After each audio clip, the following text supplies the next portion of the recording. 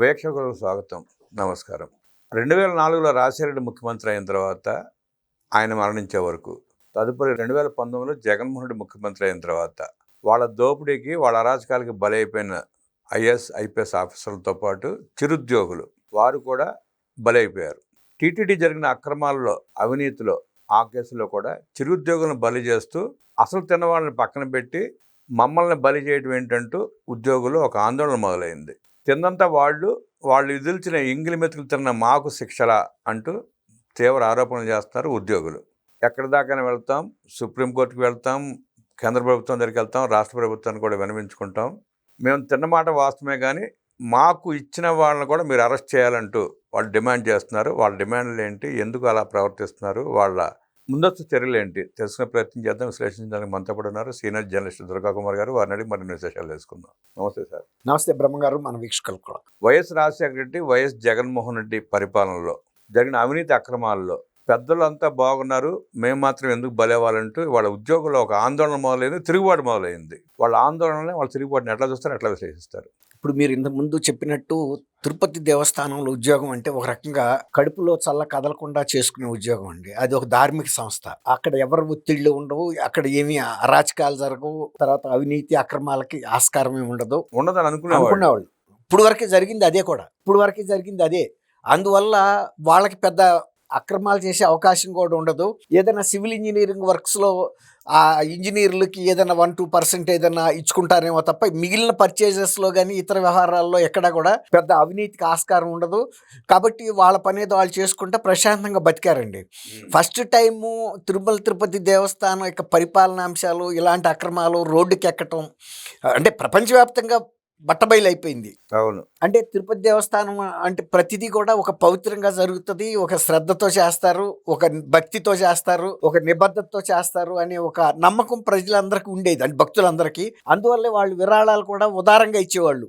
శ్రీవారికి ఇచ్చిన విరాళం ప్రతి పైసా కూడా జాగ్రత్తగా ఉపయోగించే వ్యక్తులే ఉంటారు అక్కడ, ఆ వ్యవస్థ.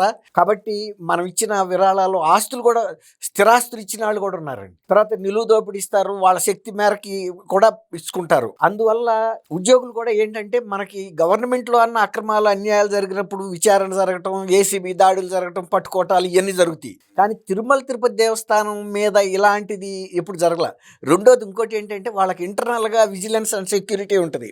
వాళ్ళు కూడా ఒక కన్నేసి ఉంచడం వలన సహజంగా అలర్ట్ ఇస్తారు, బాబు ఇదిగో ఇక్కడ తప్పు జరుగుతుంది, మీరు సరిదిద్దుకోండి అని. దాంతో ఒక వీళ్ళ దృష్టికి వెళ్ళింది అన్నప్పుడు జాగ్రత్త పడతారు. కానీ మొన్న జరిగినటువంటి ఈ విషయంలో ఇప్పుడు మీరు చెప్పారు, 14లో ఈయన రాజశేఖర రెడ్డి గారు చీఫ్ మినిస్టర్ అయినప్పుడు ఫస్ట్ టైం ఐఏఎస్ ఆఫీసర్స్ ఆంధ్రప్రదేశ్లో అవినీతిలో చిక్కి జైళ్ళకి వెళ్ళటం, బీపీ ఆచార్య కానీ, శ్రీలక్ష్మి కానీ, వీళ్ళందరూ.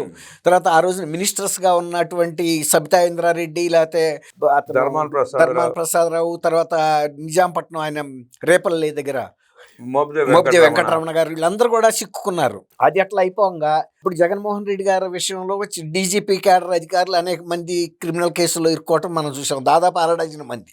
వీళ్ళందరూ పెద్దవాళ్ళు, వాళ్ళు చేసిన పనికి వాళ్ళు అనుభవించారంటే అర్థం ఉంది.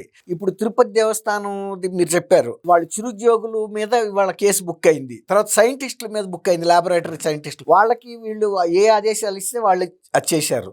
ఇప్పుడు నిజానికి వాళ్ళకి నిర్ణయాధికారం ఉండదు. ఇప్పుడు ఎవరి మీద అయితే కేసు బుక్ అయిందో వాళ్ళు పాలక మండలి ఏదైతే నిర్ణయం చేస్తో అది అమలు చేసి ఎవరికి ఎంత పే చేయమంటే వాళ్ళకి పే చేయాల్సిందే. ఫలానా ఆయన నెయ్యి సప్లై చేయకపోయినా, కృత్రిమైనటువంటి పదార్థం సప్లై చేసినా, అతను ఎంత కోట్ చేశాడో, ఎంత సప్లై చేశాడో ఆ మేరకు వాళ్ళు బిల్లు చేసి ఇవ్వాల్సిందే. ఇప్పుడు చిన్నప్పని లాంటి వాడు ఒక 25 రూపాయలు ఏదో బేరం చేసుకున్నారు. తర్వాత అది కూడా పెద్దవాళ్ళు ఇచ్చిన కాంట్రాక్టే తప్ప వీళ్ళు ఎవరు అవార్డు చేయలే. కాంట్రాక్ట్ మీద సంతకం పెట్టిన వాళ్ళని పట్టుకోవాలి అసలు. తర్వాత ఇంకోటి, నిబంధనలు అన్నీ సడలించి కూడా ఇచ్చారు. తర్వాత పోర్టులో ఉద్యోగులు కూడా ఫిర్యాదు చేశారు, అయ్యా మీరు సప్లై చేస్తుంది అది నెయ్యి కాదు, మాకు తెలుసు, మేము తరతరాలుగా ఈ పోర్టులో పనిచేస్తున్నాము, లడ్డూ కడుతుంటే అది ఊడిపోయి కింద రాలిపోతుంది, ఒకవేళ బిగిసిపోతేనేమో గట్టిగా బిగిసిపోతుంది, అది నెయ్యి కాదు అని చెప్పారు. అప్పుడు ధర్మారెడ్డి ఈవోగా ఉండి, అది మేము బోలే బాబా అనే ఒక పెద్ద దీని నుంచి తెస్తున్నాం, వాళ్ళ గోశాల నుంచి, వాళ్ళు గోవులకి సేంద్రియ అంటారా, దాన్ని ఏమంటారు, చెప్తారు ఆర్గానిక్ ఆహారం పెడతారు కాబట్టి ఈ నెయ్యి వేరుగా ఉంటుందని చెప్పి ఆయన వాళ్ళని కన్విన్స్ చేయడానికి ప్రయత్నించాడు. కానీ వాళ్ళకి తెలుసు, అందరికీ తెలుసు. ఇప్పుడు కేసు బుక్ అయినప్పుడు సహజంగా పైనుంచి కిందకి రావాలి. అసలు ఈ నిబంధనలు ఎందుకు సడలిచ్చారు, గతంలో ఉన్నటువంటి నిబంధనలు వాళ్ళకుండా స్వప్రయోజనాలు ఏంటి. ఇంకోటి వాళ్ళు చెప్తుంది ఏంటంటే, సుబ్బారెడ్డి గారు ఒక వ్యూహాత్మకంగా ఈ కేసుని నడిపింది ఆయనే, తప్పించుకోవడానికి కూడా వ్యూహాత్మకంగా వ్యవహరించాడని కూడా చెబుతున్నారు. అది ఎట్లా అంటే, ఆ ఫిర్యాదు వచ్చినప్పుడు ఆయనే మైసూర్ ల్యాబ్కి సిఐటిఆర్కి రిఫర్ చేశాడు. ఆయన దాని ద్వారా నా బాధ్యత లేదని తప్పించుకున్నాడు. కానీ ఆ వచ్చిన నివేదికని మేము దానికి సంబంధించిన purchase committee general manager Subrahmanyam గారు, తర్వాత గోదాములకి డిప్యూటీ ఈఓగా ఉన్న వెంకటేష్ నటరాజన్ ఎవరు ఆయన, వీళ్ళిద్దరూ మేము ఆ రిపోర్ట్ పట్టుకుని వెళ్తే ఆయనకి అన్ని వివరిస్తే కూడా మేము ఆయన ఏం చర్య తీసుకోలేదు. ఇంకా 2 సంవత్సరాల పాటు కూడా కొనసాగింది. మళ్ళీ ఇంకా పైగా ఆయన అధికారులకి నా దృష్టికి తేలేదని చెప్పారు. ఈ విధంగా మమ్మల్ని బలిపశువులు చేయటం అనేది సుబ్బారెడ్డి గారు లాంటి పెద్ద మనిషి అనుకున్న వ్యక్తికి ఆధ్యాత్మికవేత్త అని అప్పుడు దాకా ప్రచారం చేశారు. మరి ఆధ్యాత్మికవేత్త అయ్యి నిజంగా ఆయనకి హిందూ మతం పట్ల గనక నిజమైన ప్రేమ అభిమానం ఉంటే, మేము ఎప్పుడైతే మైసూరు రిపోర్ట్ ఆయన ముందు పెట్టామో ఆపాల్సిన బాధ్యత ఆయన ఉంది. ఇవాళ మమ్మల్ని బలి చేసినప్పుడు పీఠాధిపతులు కానీ, ధార్మిక సంస్థలు కానీ, లేకపోతే ఆర్ఎస్ఎస్ లాంటి కానీ, విశ్వ హిందూ పరిషత్ కానీ, లేకపోతే సమాజంలో ఉన్న పెద్దలు కానీ, ఎవరైనా ఫస్ట్ ఎవరిని పట్టుకుంటారు, మెయిన్గా ఎవరు ఈ నిర్ణయం తీసుకున్నారు, దీన్ని ఎందుకు అమలు చేశారు, తర్వాత అధికారులు సుబ్బారెడ్డి గారి దృష్టికి తీసుకొచ్చినప్పుడు ఆయన పాలక మండలిలో కూడా పెట్టి, అసలు పాలక మండలిలో పెట్టకపోయినా యాజ్ ఏ చైర్మన్గా ఆయన ఆదేశించే వాళ్ళు ఇవ్వచ్చు, ఇన్స్టెంట్గా ఇవ్వచ్చు. అదే రిపోర్ట్ మీద స్టాప్ ఆల్ ద గీ అని అందరిది ఆ 3 డైరీస్కి ఆపేసేయమని చెప్పొచ్చు. చెప్పలేదు కాబట్టి వాళ్ళ మమ్మల్ని బలిపశులు చేస్తే ఈ నిర్ణయంలో మా పాత్ర ఎంత, మేము డబ్బులు తినలేదని అంటలేదు. ఏదో ఆ డైరీస్ వాళ్ళు మేము ఆ బిల్లులు పాస్ చేసే సందర్భంలో, ప్రాసెస్ చేసే సందర్భంలో తులం ఫలం ఇస్తే పుచ్చుకున్న మాట కరెక్టు. అందులో కొంతమంది వెనక్కి కూడా ఇచ్చేశారు. మొన్న మేము ఇదిగో ఇంత గోల్డ్ తీసుకున్నాము, ఇంత డబ్బు తీసుకున్నాము, మేము స్వయంగా సరెండర్ చేస్తాం. సైంటిస్ట్ ఒక ఆయన భూమన్ కరుణాకర్ రెడ్డి బంధువు 72 లక్షలు ఆయన సరెండర్ చేశాడు. ఇప్పుడు ఉద్యోగస్తులు ఏమంటున్నారంటే, ఒకవేళ కనుక ఎవరన్నా పెద్దాళ్ళు జిఆర్ స్వామి లాంటి పెద్దలను ఎవరినన్నా పెట్టి, మేమందరం ఎవరైతే ఇందులో నిందితులుగా పెట్టారో మేము ప్రమాణం చేసి, మేము ఎంతైతే మాకు ముట్టిందో ఆ కల్తీ నెయ్యి వ్యవహారంలో అది మేము అక్కడ సరెండర్ చేస్తాం. గతంలో కనుక తీవ్రవాదులు కనుక ఆయుధాలు సరెండర్ చేశారు కదా మధ్యప్రదేశ్లో అర్జున్ సింగ్ ముందు, అట్లా మేము కూడా మా డబ్బులు ఇప్పుడు మొన్న ఆయన సైంటిస్ట్ ఇచ్చినట్టు సరెండర్ చేస్తాం, చేసి క్షమాపణ చెబుతాం, మమ్మల్ని ఈ కేసు నుంచి తప్పించండి. అయితే అసలు దోషుల మీద మాత్రం చర్యలు తీసుకోండి. ఎందుకంటే భవిష్యత్తులో కూడా ఎంప్లాయీస్ సఫర్ కాకూడదు ఎవరో పెద్దలు చేసిన తప్పుకి. ఇది వ్యూహాత్మకంగా ఆయన తన బాధ్యత తన మీదకి రాకుండా తప్పించుకుని, ఇప్పుడు మేము వెళ్ళి చెప్పిన తర్వాత కూడా అధికారులే దానికి బాధ్యులు అంటాం ఎంతవరకు సమంజసం. ఇది సమాజం కూడా ఆలోచించాలి. కోట్లాది మంది భక్తులు కూడా ఒత్తిడి తీసుకురావాలి. తిరుపతి దేవస్థానంలో ఎవరు ఈ అక్రమాలకి ఒడిగట్టారు, ఎందుకు తప్పించుకున్నారు. అసలు ఇంకోటి, ఇటువంటి నేరాలు చేసినప్పుడు ఎప్పుడైనా సరే ఎవరైతే బాధ్యతమైన పదవుల్లో ఉంటారో వాళ్ళని వైపు నుంచి శిక్షిస్తారు, వాళ్ళ మీద బుక్ చేసి మావి కూడా కంటిన్యూ చేయండి కేసెస్. వాళ్ళు అడుగుతుంది అది.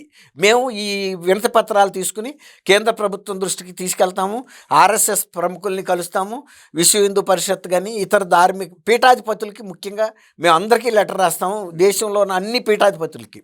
వాళ్ళు కూడా ఇందులో చొరవ తీసుకుని, ఇది ధార్మిక సంస్థ కలియుగ దైవంకి సంబంధించిన అంశం కాబట్టి వాళ్ళు మౌనంగా ఉండటం కూడా మాకు బాధ కలిగిస్తుంది. అసలు దోషులతో పాటు మమ్మల్ని కూడా శిక్షించండి. అంతే తప్ప మమ్మల్ని శిక్షించి అసలు దోషులను వదలటం మాత్రం ఇది సహజ న్యాయానికి విరుద్ధం అనే మాట. ఆందోళన అయితే తిరుమల దేవస్థానంలో ఫస్ట్ టైం ఆందోళన అనేది కనబడుతుంది ఉద్యోగుల్లో. అంతకుముందు ఉద్యోగులు ఎవరి పని వాళ్ళు చేసుకున్నారు, కానీ ఇవాళ వాళ్ళల్లో వాళ్ళు చర్చించుకుంటున్నారు. ఇవాళ కొంతమంది బలి అయ్యారు, రేపు ఇంకో కొంతమంది బలి అవుతారు, ఇక మనకు రక్షణ ఎక్కడ మన ఉద్యోగాలకి అనే ఆందోళన అయితే కనపడుతుందండి తిరుమల దేవస్థానం ఉద్యోగుల్లో. కాబట్టి ఇప్పుడు పీఠాధిపతులు వాళ్ళు కూడా ఎంతవరకు ఈ రంగంలోకి దిగుతారు, దీనికి సహజమైనటువంటి ముగింపు అంటే తాత్విక ముగింపుకి తీసుకెళ్ళాలి ఈ దర్యాప్తుని. అంతేగాని సింహాలను వదిలిపెట్టి కోళ్ళని మేకల్ని బలిస్తే న్యాయం జరగదు కదా. అసలు కారకులు ఎవరైతే వాళ్ళని కూడా శిక్షించాలనేది వాళ్ళ డిమాండ్. సో వాళ్ళని వీళ్ళని కోరే బదులు సుబ్బారెడ్డి కోరిక మేరకు సుప్రీంకోర్టు సిబిఐతో కూడా సిట్ ఏర్పాటు చేసింది, ఇన్వెస్టిగేషన్ చేసింది, చాలా బయటపెట్టారు వాళ్ళు. వీడు కూడా ఇంప్లీడ్ అయ్యి సుప్రీంకోర్టులో పిల్లేస్తే సరిపోద్దిగా. వేసుకోవచ్చు. ఇప్పుడు వాళ్ళు అన్నీ ఆలోచించుకుంటారు. ఇప్పుడు వాళ్ళు ముందు ఏంటంటే సామధాన భేద దండోపాయాలని ముందు సాత్వికంగా ముందు పీఠాధిపతులు వాళ్ళు సహజ న్యాయం చెప్పగలిగిన పరిపక్వత వాళ్ళకు ఉంది. ఇందులో ఎవరు తప్పు చేశారు అని వాళ్ళు కూడా డిమాండ్ వాళ్ళ ద్వారా చెప్పిద్దామని. పూర్తిగా తాత్విక ముగింపుకి తీసుకెళ్లాలి తప్ప ఎవరినో బలహీనమైనటువంటి చిన్న ఉద్యోగులను బలి చేయటం కరెక్ట్ కాదు అనేది ఇప్పుడు పీఠాధిపతులు బయటకు వచ్చి చెప్పాలి అంటున్నారు వాళ్ళని. సుబ్బారెడ్డి, కరుణాకర్ రెడ్డి మీద సంచలన ఆరోపణలు చేస్తున్న ఉద్యోగ సంఘాల ఉద్యోగుల ఆవేశాన్ని, వాళ్ళ ముందస్తు చర్యలని స్పష్టంగా విశ్లేషించిన దుర్గాకుమార్ గారికి ధన్యవాదాలు తెలియజేస్తూ నమస్కారం.